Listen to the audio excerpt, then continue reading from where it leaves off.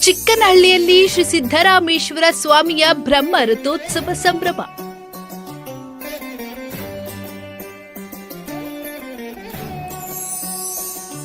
ತರಕಾರಿ ಅಲಂಕಾರದಲ್ಲಿ ಕಂಗೊಳಿಸಿದ ಮೂಲದೈವ.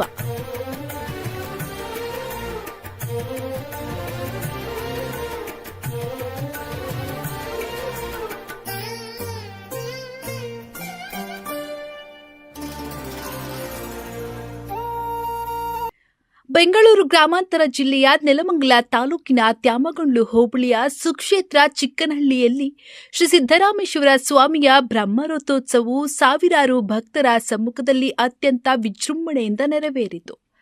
800 ವರ್ಷಗಳ ಸುದೀರ್ಘ ಇತಿಹಾಸವಿರುವ ಈ ಕ್ಷೇತ್ರದಲ್ಲಿ ನಡೆದ ಧಾರ್ಮಿಕ ವಿಧಿವಿಧಾನಗಳು ಭಕ್ತರ ಮನಸೂರೆಗೊಂಡವು. ಈ ಬಾರಿಯ ರಥೋತ್ಸವದ ಪ್ರಮುಖ ಆಕರ್ಷಣೆ ಎಂದರೆ ಮೂಲ ದೈವಕ್ಕೆ ಮಾಡಲಾಗಿದ್ದ ತರಕಾರಿ ಅಲಂಕಾರ. ಭಕ್ತರಾದ ವಿನಯ್ ಮತ್ತು ತಂಡದವರು ವಿವಿಧ ಬಗೆಯ ತರಕಾರಿಗಳನ್ನು ಬಳಸಿ ಸ್ವಾಮಿಯ ವಿಗ್ರಹವನ್ನ ಕಲಾತ್ಮಕವಾಗಿ ಅಲಂಕರಿಸಿದ್ದರು. ಕಳೆದ ವರ್ಷ ಹಣ್ಣಿನ ಅಲಂಕಾರ ಮಾಡಿದ್ದ ಈ ತಂಡ ಈ ಬಾರಿ ವಿಭಿನ್ನವಾಗಿ ತರಕಾರಿ ಅಲಂಕಾರ ಮಾಡುವ ಮೂಲಕ ಭಕ್ತರ ಮೆಚ್ಚುಗೆಗೆ ಪಾತ್ರವಾಯಿತು. ರಥೋತ್ಸವದ ಅಂಗವಾಗಿ ಮಾತನಾಡಿದ ಟ್ರಸ್ಟ್ನ ಪ್ರಧಾನ ಕಾರ್ಯದರ್ಶಿ ಡಾಕ್ಟರ್ ಗಂಗರಾಜು, 800 ವರ್ಷಗಳ ಹಿಂದೆ ಸಿದ್ದರಾಮೇಶ್ವರರು ನಮ್ಮ ಗ್ರಾಮದಲ್ಲಿ ನೆಲೆಸಿ ಸಾಮಾಜಿಕ ಕಾರ್ಯಗಳನ್ನು ಮಾಡಿದ್ದರು. ಅವರು ಕಟ್ಟಿಸಿದ ಕೆರೆಗಳು ಇಂದಿಗೂ ಈ ಭಾಗದ ಜೀವನಾಡಿಯಾಗಿವೆ. ಜಾನುವಾರುಗಳ ರೋಗ ರುಜಿನ ನಿವಾರಣೆಗೆ ಹರಕೆ ಕಟ್ಟಿಕೊಳ್ಳುವ ಪದ್ಧತಿ ಇಂದಿಗೂ ಇಲ್ಲಿ ಜೀವಂತವಾಗಿದೆ ಎಂದು ಸ್ಮರಿಸಿದರು. ತಾಲೂಕು ಬೆಂಗಳೂರು ಗ್ರಾಮಾಂತರ ಜಿಲ್ಲೆ ತ್ಯಾಮಗೊಂಡ್ಲು ಹೋಬಳಿಯ ಚಿಕ್ಕನಹಳ್ಳಿ ಗ್ರಾಮದ ಶ್ರೀ ಸಿದ್ದರಾಮೇಶ್ವರ ಸ್ವಾಮಿ ರಥೋತ್ಸವ ಆಗಿದೆ.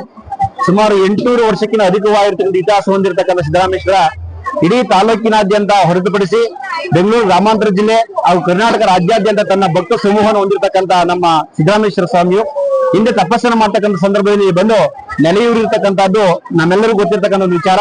ಪ್ರತಿ ವರ್ಷವೂ ಸಹ ಶ್ರೀ ಸಿದ್ದರಾಮೇಶ್ವರ ಸೇವಾ ಟ್ರಸ್ಟ್ ನ ಪರವಾಗಿ ಹಾಗೂ ಚಿಕ್ಕನಹಳ್ಳಿ ಗ್ರಾಮಸ್ಥರುಗಳು ಮುಖ್ಯಸ್ಥರ ಪರವಾಗಿ ಎಲ್ಲರೂ ವಿಜೃಂಭಣೆಯಿಂದ ಈ ಒಂದು ರಥೋತ್ಸವ ಕಾರ್ಯಕ್ರಮವನ್ನು ಮಾಡ್ತಾ ಇದ್ದೀವಿ. ಎಲ್ಲರ ಒಕ್ಕಲಿನಿಂದ ಅಕ್ಕಪಕ್ಕದ ಗ್ರಾಮಸ್ಥರುಗಳು, ಭಕ್ತಾದಿಗಳು ಎಲ್ಲರೂ ಸಹ ಸೇರಿ ಇಲ್ಲಿ ದಾಸೋಹವನ್ನು ಮಾಡ್ತಕ್ಕಂಥದ್ದು, ಆ ಹಣ ಸಹಾಯವನ್ನು ಮಾಡ್ತಕ್ಕಂಥದ್ದು, ಅದೇ ರೀತಿ ಎಲ್ಲ ವಿಧವಾಗಿರ್ತಕ್ಕಂಥ ತನುಮನ ಧನ ಸಹಾಯವನ್ನು ಮಾಡಿ ನಮ್ಮ ಸಿದ್ದರಾಮೇಶ್ವರ ಜಾತ್ರೆಯನ್ನ ಯಶಸ್ವಿಯಾಗಿ ನಡೆಸ್ಕೊಂಡು ಬರ್ತಾ ಇದ್ದಾರೆ. ಇದು ಬಹಳ ವರ್ಷಗಳು ನಡೀತಕ್ಕಂಥ ಇತಿಹಾಸ. ಇನ್ನು ಮುಂದೆ ಇದೇ ರೀತಿ ಒಂದು ಇತಿಹಾಸ ಮುಂದುವರಿಬೇಕು.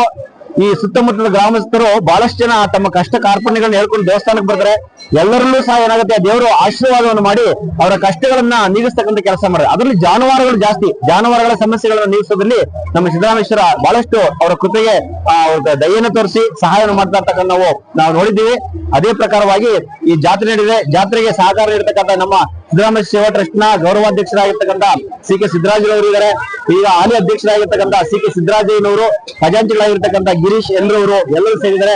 ಅದ್ರ ಜೊತೆಗೆ ಎಲ್ಲ ಟ್ರಸ್ಟಿಗಳು ಮತ್ತೆ ಊರಿನ ಗ್ರಾಮಸ್ಥರು, ಭಕ್ತಾದಿಗಳು, ನಮ್ಮ ಪಟೇಲ್ ಜನಾರ್ದನ್ ರವರು ಮತ್ತೆ ಅವರ ಕುಟುಂಬದವರು ಎಲ್ಲರೂ ಸಹ ಸಹಕಾರವನ್ನು ನೀಡಿ ಒಂದು ಅತ್ಯಂತ ವಿಜೃಂಭಣೆಯಿಂದ ಕಾರ್ಯಕ್ರಮ ನೆರವೇರಿಸಿದರೆ ಈ ಒಂದು ಸಂದರ್ಭದಲ್ಲಿ ನಾವೆಲ್ಲರಿಗೂ ಬಹಳ ಸಂತೋಷವಾಗುತ್ತೆ ಅಂತಕ್ಕಂಥ ಮಾತನ್ನ ಹೇಳೋದಕ್ಕೆ ಇಷ್ಟಪಡ್ತಾ ಇದ್ದೀನಿ.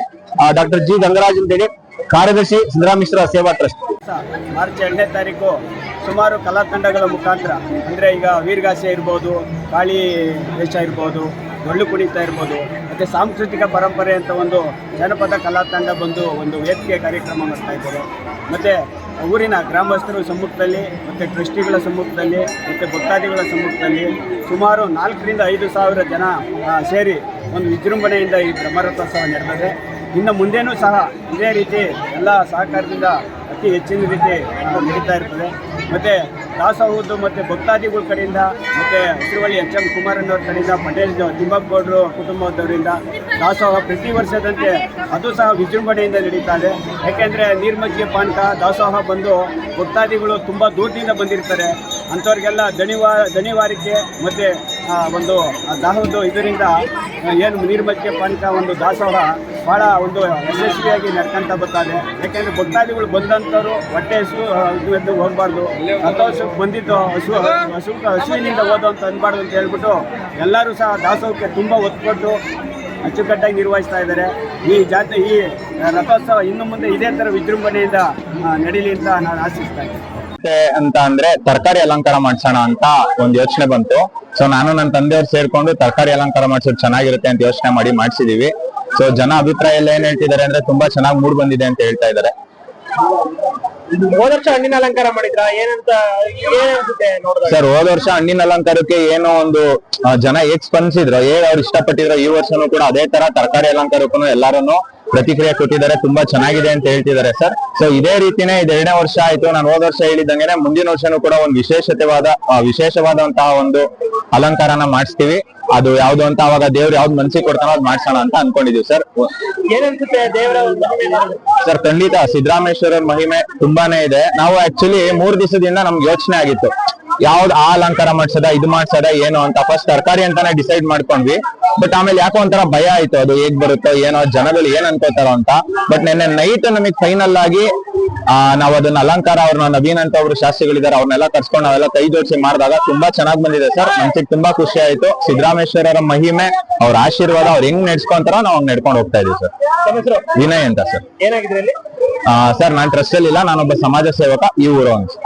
ಕನ್ನಡ ಮತ್ತು ಸಂಸ್ಕೃತಿ ಇಲಾಖೆಯ ಸಹಯೋಗದಲ್ಲಿ ಜಾನಪದ ಉತ್ಸವ ಆಯೋಜಿಸಲಾಗಿತ್ತು.